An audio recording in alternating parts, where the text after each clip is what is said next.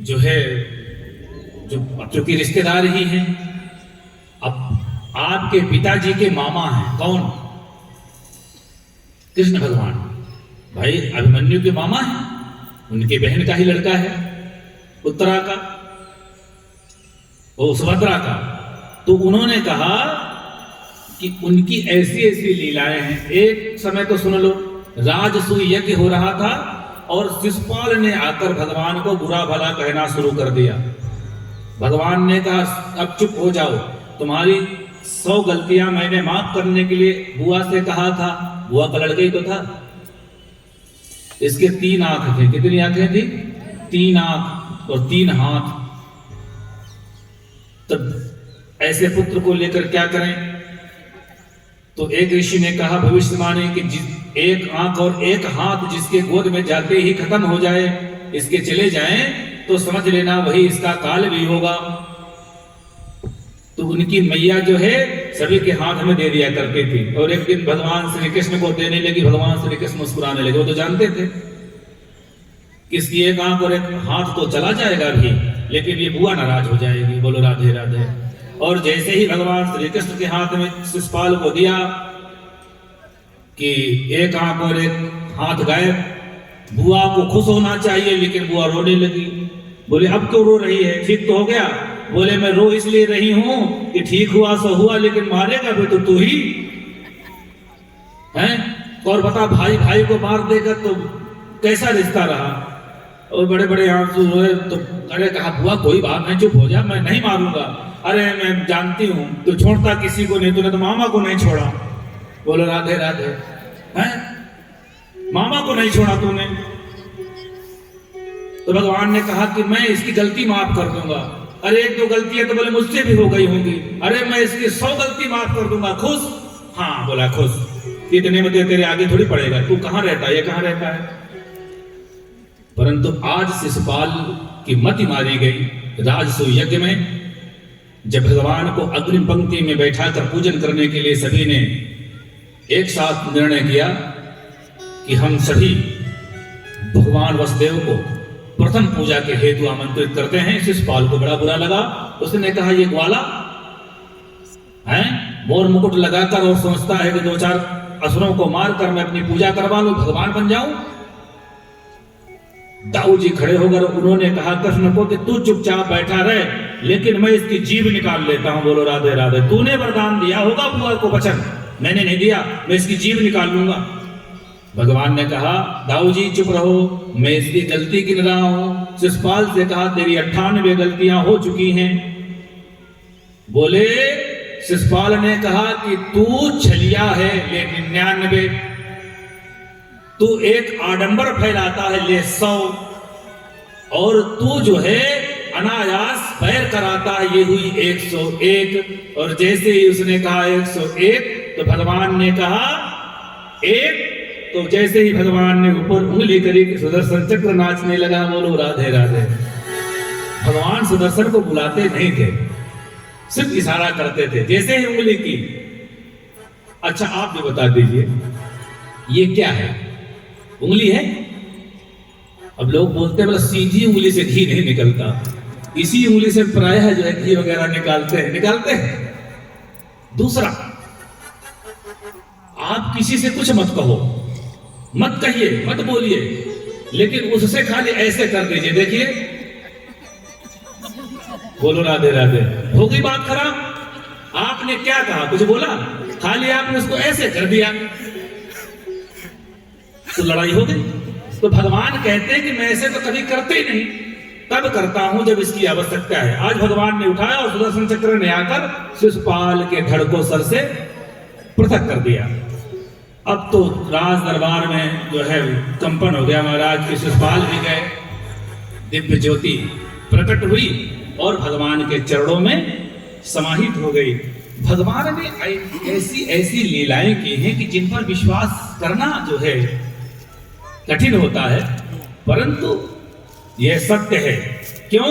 क्योंकि पुराण आदि में बताए गए और कहे गए कथानक हमेशा सत्य होते हैं। इतिहास जानते हैं आप? हिस्ट्री इंग्लिश में बोलते हैं। इतिहास है हास्यवर सत्य जो है वही प्रदर्शित है। ऐतिहासिक ग्रंथ हैं, बड़े मार्मिक कथाएं हैं। बाबा सुखदेव जी ने कहा, सुनिए, एक नाम भगवान का दीन बंधु भी पड़ा। तो परीक्षित ने कहा, गुरुदेव कैसे उनका यह नाम दीन बंधु पड़ा? दीन बंधु का अर्थ है दीन को भी अपना भाई और बंधु समझें, वह दीन बंधु है। उन्होंने कहा, भगवान का मित्र था जिसका नाम था सुदामा। क्या नाम था? सुदामा। अब हम भागवत के, अच्छा, कल और इसके पीछे यानी बीते हुए वर्षों को और आज हम 3 दिन से दसम स्कंद में हैं। बोलिए राधे राधे। कहां है? भागवत के दसम स्कंद में ही घूम रहे हैं, कथा आगे बढ़ ही नहीं पा रहे। बोलो राधे राधे। मानो भगवान ये कहना चाहते हैं कि ये चलाते रहो। आज दसम स्कंद में भी हैं अभी, और 3 दिन से दसवें स्कंद में ही कथा घूम रही है। कथा आगे भगवान बढ़ने ही नहीं दे रहे अपने ऊपर से। सुखदेव बाबा कहते हैं, राजन आपके पास भी समय नहीं और हम लोगों के पास भी समय निश्चित है कि आज कथा पूरी ही होनी है। अब तो बाबा सुखदेव ने कहा, परीक्षित सुनो, भगवान के मित्र थे सुदामा, जो गुरुकुल में उनसे मिले थे। कहां मिले थे? गुरुकुल में। और आज इतने वर्ष, लगभग भगवान 90 वर्ष के हो गए। भगवान 121 वर्ष के हुए थे। कितने? 121वें वर्ष में भगवान ने इस पृथ्वी को छोड़ा था। 121वें वर्ष में भगवान तकरीबन 90 वर्ष के हो रहे हैं। आज भगवान बैठे हुए हैं और आंखों से भगवान के अश्रु भर आए। तो रुक्मिणी ने जल्दी से अश्रुओं को जो है पूछा और कहा कि पृथ्वी पर गिरेंगे महाराज तो संकट आ जाएगा। और कारण, ऐसा क्या कारण है? ऐसे बहुत कथाएं हैं, भावपूर्ण कथाएं हैं, रसपूर्ण कथाएं हैं। ठीक है, मैं कहता हूं कि अनेक अनेक मुखों से बहुत सी कथाएं हैं, सुननी चाहिए, अच्छी है। पर कहीं कहीं कथानक यह भी है कि सुदामा जो है वह इतने विद्वान थे कि उनके गुरुकुल भी थे, परंतु उन्होंने दुर्वासा जी के श्राप को सिरोधार्य कर लिया था, इसलिए वह दरिद्र हो गए थे। कैसे सिरोधार्य कर लिया? कि दरिद्रता कैसे आ गई? दरिद्रता इसलिए आ गई कि सांदीपनि आश्रम में एक दिन कुछ भुने हुए चने माँ गुरु माता के पास रखे हुए थे। उन्होंने कहा सुदामा से, सुदामा लाला तू नेक यज्ञ के लिए लकड़ी लिया, कुछ हवन पूजा हो जाएगी, कुछ खाना बन जाएगा। तो उन्होंने कहा, सुदामा ने, मैया मैं कन्हैया को साथ ले लूं? बिना कन्हैया के जाते नहीं थे। बोले ले ले। तब तक वह रस्सी और कुल्हाड़ी लेने अपने पास की कुटिया में चले जाते। इधर दुर्वासा ऋषि सांदीपनि आश्रम में कहते हैं आ जाते हैं, और उन्होंने मैया से कहा कि कुछ भिक्षा मिलेगी। परंतु मैया ने आज कहा कि जो चने हैं मैंने तो सुदामा को कह दिए हैं, ये खा लेगा, बेचारा जंगल में भूखा रहेगा। तो दुर्वासा से कह दिया कि मेरे इस कुटिया में फिलहाल कुछ नहीं है, आप कोई अगला घर देख लीजिए।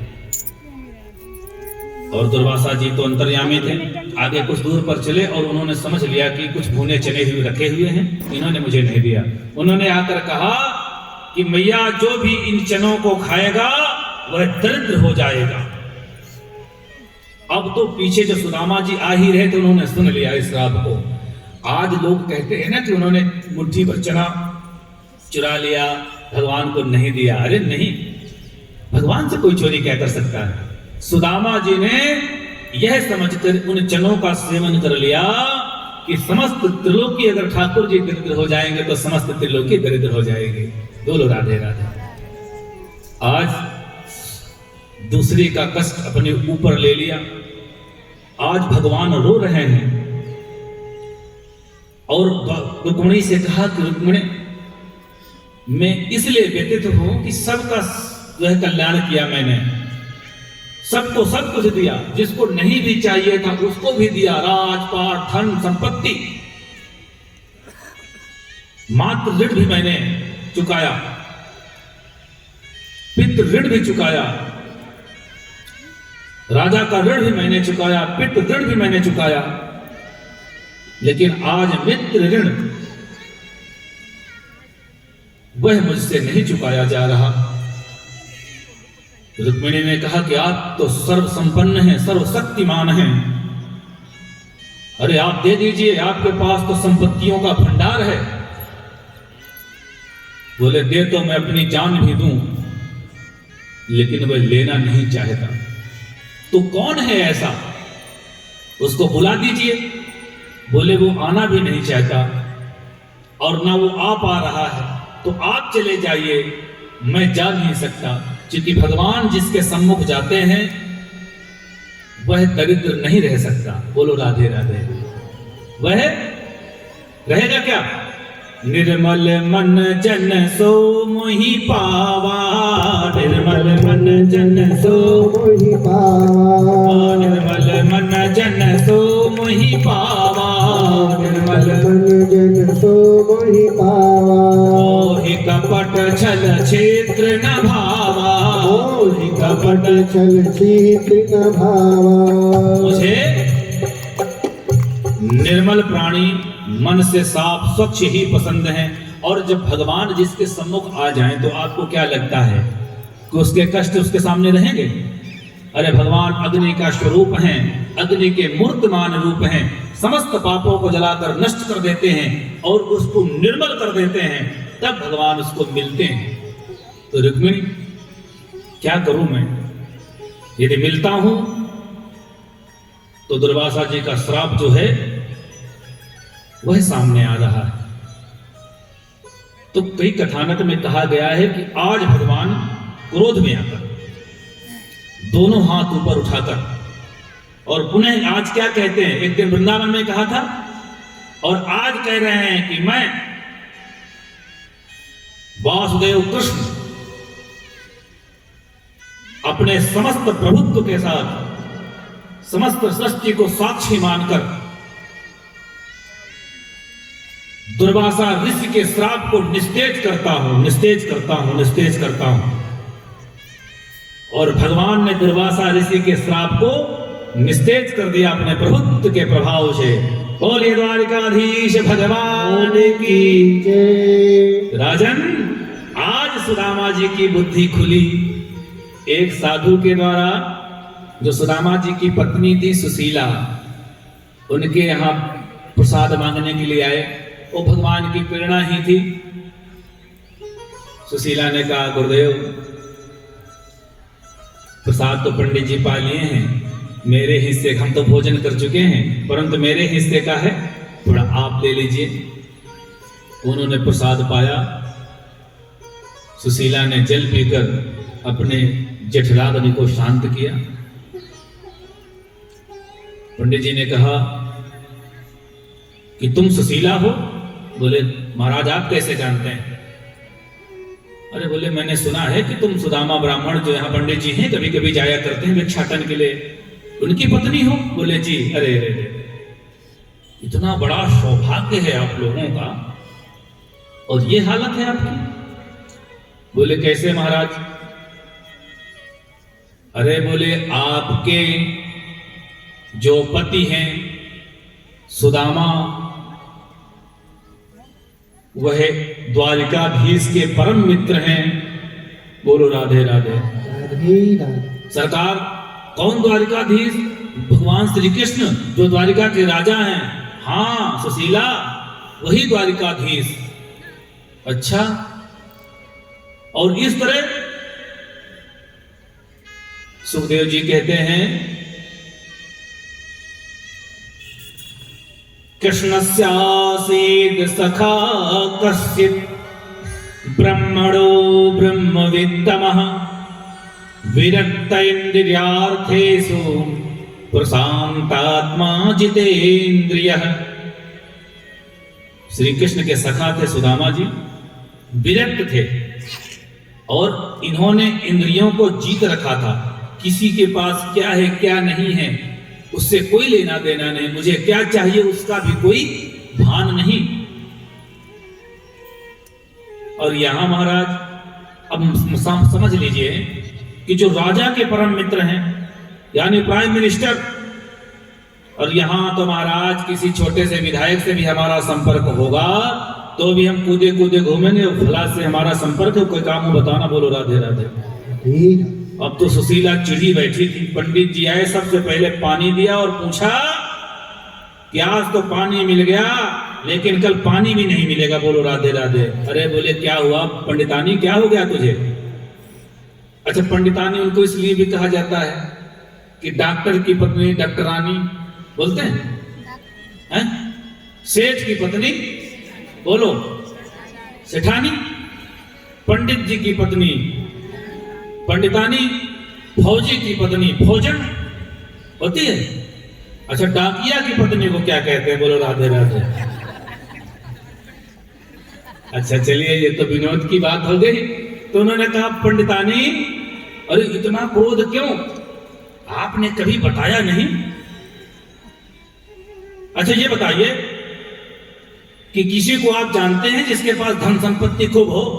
अरे मोए धन संपत्ति से कहा लेना दोनों पंडितानी, बिना वजह तो जो है झगड़ा कर रही है। और ब्राह्मण का धन क्या है?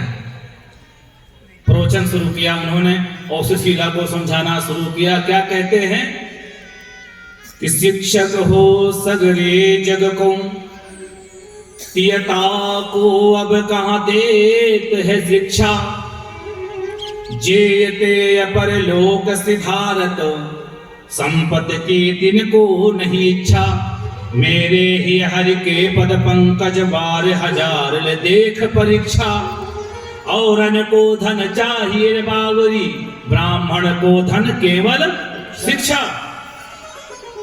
उन्होंने कहा ज्यादा ज्ञान मत बताओ और सुन लो, चुपचाप द्वारिकाधीश आपके मित्र हैं। बोले तो ये कैसे पतो? बोले मुझे किसी ने बताया है, अब तो द्वारिकाधीश के जो है राज्य में आपको जाना पड़ेगा। और क्या कहते हैं, किस कौन? सुदामा जी पंडितानी से कि द्वारिका जाओ जी द्वारिका जाओ, आठों याम यही रट तेरे, जो न कहो कर ये है। आज जो है चार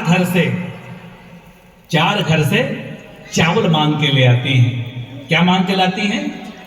चार घर से क्यों लाती हैं? धर्म अर्थ काम और मोक्ष, ये चारों पुरुषार्थों से भगवान को जो है सर्वस्व न्यौछावर कर देना चाहती हैं स्वयं को। और कहती हैं कि अब आप तो यहां से द्वारिका के लिए जाइए, मैं बच्चों का ख्याल रखूंगी। और सुनिए, कुछ कह देना। और एक जगह थक हार कर जब लेट जाते हैं तो भगवान श्री कृष्ण एक जो है चरवाहे के रूप में आकर उनका हाथ पकड़ते हैं। कहां जाओगे बाबा? बोले द्वारिका जानो है। बोले चलो मैं आपको छोड़ देता हूं, नदी पार करते ही द्वारिका आ जाएगी। बोलो राधे राधे। बिठा लेते हैं और जब उनकी आंख खुलती है तो क्या देखते हैं कि कोई बड़ा सुंदर सा नगर आ गया। उस नगर पर वह पूछते हैं कि यहाँ कोई श्री कृष्ण है, कोई कृष्ण है, कन्हैया है? तो उन्होंने कहा कौन सा कन्हैया? अरे बोले द्वारिका है। बोले हाँ द्वारिका है। बोले यहाँ के राजा हैं। बोले चुप रहिए, ऐसे नहीं बोला जाता उनको। यहाँ कैसे बोला जाता है? अरे बोले उनको बोला जाता है महाराजाधिराज द्वारिकाधीश वासुदेव भगवान श्री कृष्ण। अरे मुंह पे तो इतना ना बने भाई, नाम मुंह पे तो कन्हैया निकलेगा। बोलो राधे राधे। और द्वारपालों से कहा कि तो एक काम कर दे, जाके जो है अंदर इतना बताए दे कि द्वारे पर कोई इस नाम का कृष्ण के दर पे विश्वास लेके आया। एक कुर्सी जब वो आएंगे तो दोनों लोग कुर्सी छोड़ देना, उनको कुर्सी भी बिठा देना, दोनों नीचे बैठ जाना जमीन में, ठीक है? हाँ मेरे बचपन का यार है मेरा श्याम, यही सोच कर बस आस लेके आया हूँ। अरे द्वारपालो कन्हैया से कह दो, अरे द्वारपालो कन्हैया से कह दो, सुदामा गरीब आ गया है, घर पे सुदामा गरीब आ गया है। अरे द्वारपालो कन्हैया से कह दो, अरे द्वारपालो कन्हैया से कह दो, घर पे सुदामा गरीब आ गया है, घर पे सुदामा गरीब आ गया। नकल पे है पगड़ी, नकल पे है जामा, बता दो कन्हैया को नाम है सुदामा, बता दो कन्हैया को नाम है सुदामा। न सर पे है पगड़ी, नकल पे है जामा, बता दो कन्हैया को नाम है सुदामा। न सर पे है पगड़ी, नकल पे है जामा, बता दो कन्हैया को नाम है सुदामा, बता दो कन्हैया को नाम है सुदामा। तुम एक बार मोहन जा करके कह दो, तुम एक बार मोहन जा करके कह दो, मिलने सखावत नसीब आ गया है, मिलने सखावत नसीब आ गया है।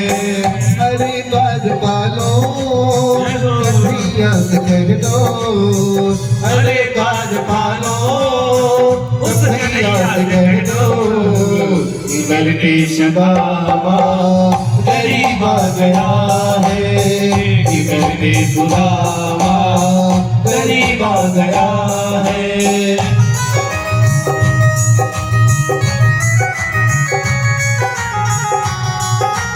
रामा जी द्वार पर खड़े और द्वारपाल अब अंदर आता है और ठाकुर जी को संगे ही दौड़े चले आए मोहन, लगाया गले से सुदामा को मोहन, लगाया गले से सुदामा को मोहन। कि सुनते ही दौड़े, सुनते ही दौड़े चले आए मोहन, लगाया गले से सुदामा को मोहन, लगाया गले से सुदामा को मोहन। कुंवर खुमड़ी को जय हो बहुत ही अचंभा, कुंवर कुंवरी को बहुत ही अचंभा, ये मेहमान कैसा अजीब आ गया है, मेहमान कैसा अजीब आ गया है। और भगवान सुदामा जी को बिठाकर और सुदामा जी की दशा देखकर अपनी पटरानी रुक्मिणी से कहते हैं, जाओ रुक्मिणी जल लेकर आओ, हमारे मेहमान आए हुए हैं और स्वयं सरकार आए हुए हैं, इनके चरण पादुकाएं हमें प्रक्षालित करनी हैं। और सुदामा की दशा देखकर क्या कहते हैं, देख सुदामक दीन दशा,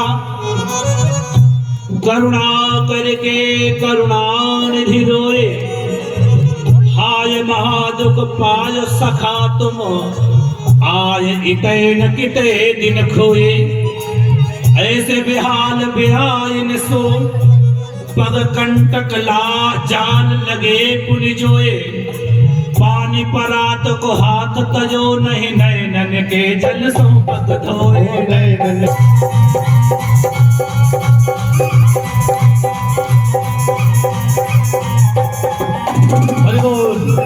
आइए सुदामा जी के आप पूजा करिए और सुनिए इन झांकियों से क्या होता है। आनंद आता है। मूर्तियां स्वरूप हैं। वैसे भगत जी दरबार लगाते हैं, छोटा सा कमरा है, देखा आपने? अगर उस छोटे से कमरे में हम सही से बैठे भी तो 4 आदमी बैठ नहीं सकते, लेकिन वहां मैंने देखा कि 20-20 आदमी बैठते हैं और दरबार इतना सुसज्जित सजा रखा है। वहां बैठकर आपको एक आत्म संतुष्टि मिलती है। उसी प्रकार इन झांकियों से हमको उस स्वरूप का बोध होता है। और आप लोग भी सुदामा जी के चरणों का जो है वंदन करें, और उनके वंदन करने से जैसे भगवान ने अपने प्रभुत्व के कारण उनकी दरिद्रता को नाश कर दिया था, अपने दरिद्रता का भी हम नाश करिए। आइए। बराबर में अपने सुदामा बिठाए, बराबर में अपने सुदामा बिठाए, चरण आंसुओं से श्याम ने धुलाए, हाँ चरण आंसुओं से श्याम ने धुलाए। बराबर में अपने सुदामा बिठाए, चरण आंसुओं से श्याम ने धुलाए। बराबर में अपने सुदामा बिठाए, चरण आंसुओं से श्याम ने धुलाए, हाँ चरण आंसुओं से श्याम ने धुलाए। न घबराओ प्यारे जरा तुम सुदामा, न घबराओ प्यारे जरा तुम सुदामा, खुशी का समा तेरे करीब आ गया है, खुशी का समा तेरे करीब आ गया है। अरे बार पालो भैया से कह दो, अरे बार पालो उस भैया से कह दो, मिलने सखा बद नसीब आ गया है, मिलने सखा बद नसीब आ गया है, मिलने बना बद नसीब आ गया है। तुम्हारे महल के करीब आ गया है, तुम्हारे महल के करीब आ गया है।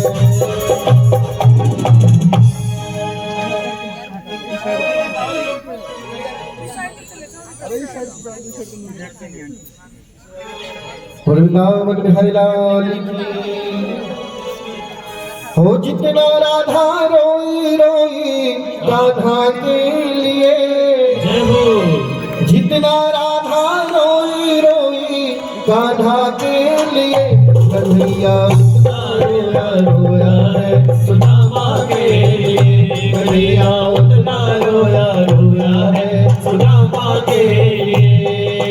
जितना राधा रोई रोई राधा के लिए, जितना राधा रोई रोई राधा के लिए।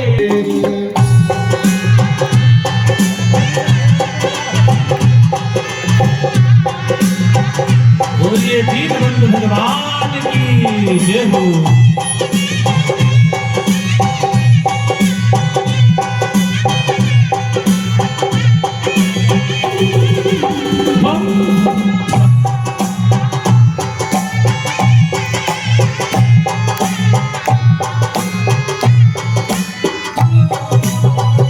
उसकी हालत पे रोया, यार के आगे अपनी साथ शौकत पे रोया, यार के आगे अपनी शान शौकत पे रोया। ऐसे तड़पा जैसे समा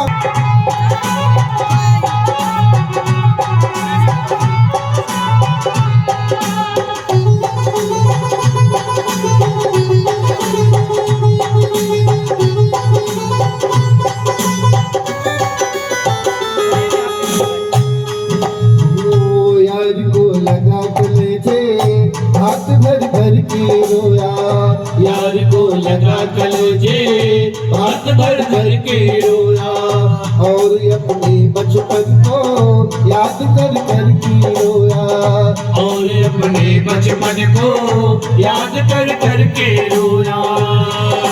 हीर छाया मोल श्याम दीवाना ये जान बोल श्याम दीवाना के लिए कन्हैया उतना रोया रोया है सुदामा के लिए कन्हैया उतना रोया रोया है सुदामा के लिए जितना राधा रोई रोई राधा के लिए जितना राधा रोई रोई राधा के लिए कन्हैया उतना रोया रोया है सुदामा के लिए कन्हैया उतना रोया रोया है सुदामा